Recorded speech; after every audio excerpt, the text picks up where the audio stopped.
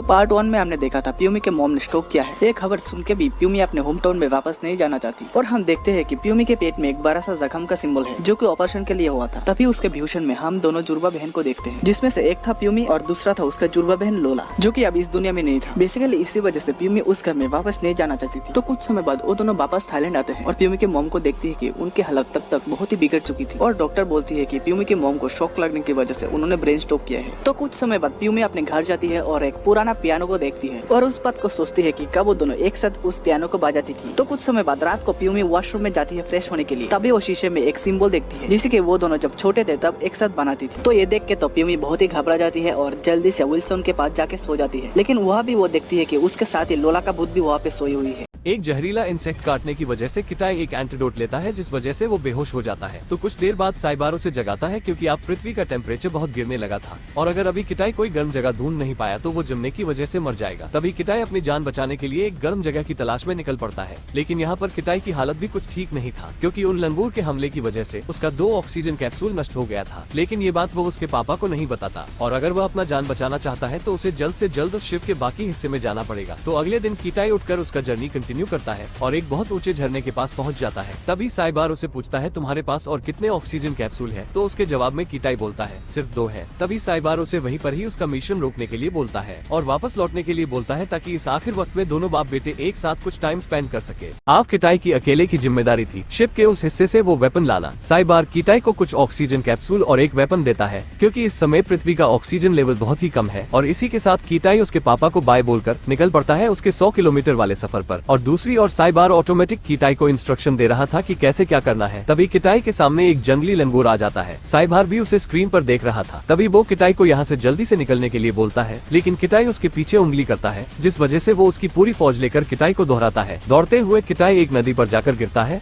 जिस वजह से वो लंगूर से तो बच जाता है लेकिन उसके हाथ पर एक जहरीला इंसेक्ट काट लेता है। तब साइबार उसे एक पेन किलर लेने के लिए बोलता है जिस वजह से किटाई वहीं पर ही बेहोश होकर गिर जाता है। जब स्पेसशिप बहुत स्पीड से धरती की ओर आ रहा था तभी हवा के दबाव की वजह से स्पेसशिप 2 हिस्सों में बट जाता है और इसी वजह से शिप के आधे से ज्यादा लोग शिप के बाकी हिस्से के साथ बहुत दूर जाकर गिरते हैं। सीट बेल्ट लगाने की वजह से किटाई इस हादसे से बच जाता है। फिर शिप क्रैश होने के बाद किटाई सबको चेक करने पे वो देखता है शिप के सारे मेंबर मर चुके हैं और शायद उसके पापा भी। लेकिन अच्छी बात तो यह है कि उसके पापा अभी मरे नहीं थे बल्कि बेहोश हो गए थे। लेकिन इसी के साथ एक बुरी बात यह भी है कि उसके पापा का दोनों पैर बहुत बुरी तरह से टूट गया है। उनके प्लेनेट पर मैसेज भेजने के लिए जो डिवाइस चाहिए वो शिप के पिछले भाग में था जो कि यहाँ से करीब 100 किलोमीटर दूर जाकर गिरा था और शिप के उस हिस्से में वो क्रिएचर भी था जिसे उन लोग ने उनके प्लेनेट से लाया था। क्योंकि साइबार अभी चल फिर नहीं सकता इसीलिए शिप के दूसरे भाग से उस डिवाइस को लाने की पूरी जिम्मेदारी आ जाती है किटाई के ऊपर। अब इस ब्रह्मांड में पृथ्वी नाम की कोई चीज नहीं है। ग्रीन हाउस प्रभाव की वजह से पृथ्वी अब पूरी तरह से नष्ट हो चुका है। लेकिन इंसान खत्म नहीं हुए क्योंकि उन्होंने उनके रहने के लिए एक नया प्लेनेट ढूंढ लिया है। इस प्लेनेट का नाम है नोवा प्राइम। लेकिन मुश्किल की बात तो यह है कि इस प्लेनेट पर पहले से ही एक प्रकार का क्रिएचर रहता है जो कि इंसानों को मारने के लिए 1 सेकंड भी नहीं सोचता।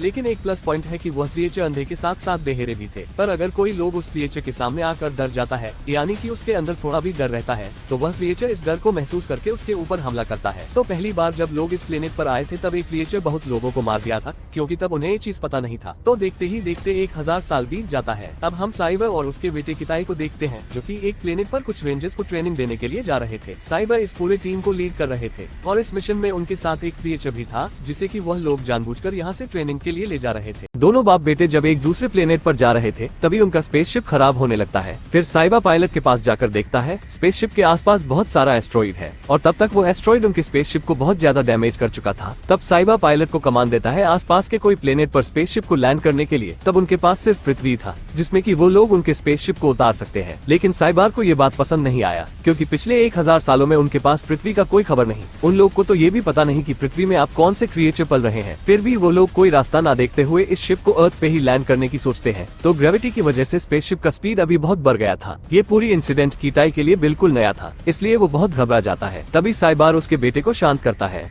ये शराबी नशे में गहने की दुकान के सामने से गुजरने का नाटक कर रहा है। लेकिन वास्तव में वो चुपचाप बुलेट प्रूफ ग्लास पर एक छोटा प्लास्टिक बम लगा रहा है। फिर उसने जानबूझकर नशे में होने के बहाने दरवाजे पर नाटक करना शुरू कर दिया, जिसकी वजह से वहाँ पर लगा अलार्म बजने लगता है। इसके बाद जब पुलिस को अलार्म की सूचना मिलती है तो वो वहाँ पर आ जाती है, लेकिन कुछ देर जांच करने के बाद भी उन्हें वहाँ पर कोई असामान्यता नहीं मिलती है। इसलिए उन्होंने चुंबकीय कार्ड निकाला और अलार्म को रद्द कर दिया। लेकिन तभी लुटेरों ने जल्दबाजी में प्लास्टिक बम के रिमोट को बाहर निकाला और फिर बम को ब्लास्ट कर दिया, जिसके बाद बुलेट प्रूफ ग्लास टूटकर चकनाचूर हो जाता है। पुलिस को मदद के लिए पास के गश्त कर रहे दल को फोन करना पड़ता है। जब वे घबरा रहे थे तभी टीम के दो साथी जल्दी से एक दूसरी गहने की दुकान पर चले जाते हैं। इसके बाद वो लेजर कटर का उपयोग करके धीरे धीरे बुलेट प्रूफ ग्लास को काटने लगते हैं। फिर उन्होंने कांच पर सक्शन कप को लगा दिया कांच को आसानी से हटाने के लिए। अब वो दोनों आराम से गहने की दुकान में घुस जाते हैं। फिर वो एक इंफ्रारेड लेजर ट्रैकर को बाहर निकालते हैं और फिर वो इसे लॉक पर डालने लगते हैं। उसका पासवर्ड जल्दी से उनके डिवाइस पर दिखाई देने लगता है। कोड को डालने के बाद सुरक्षित दरवाजा आसानी से खुल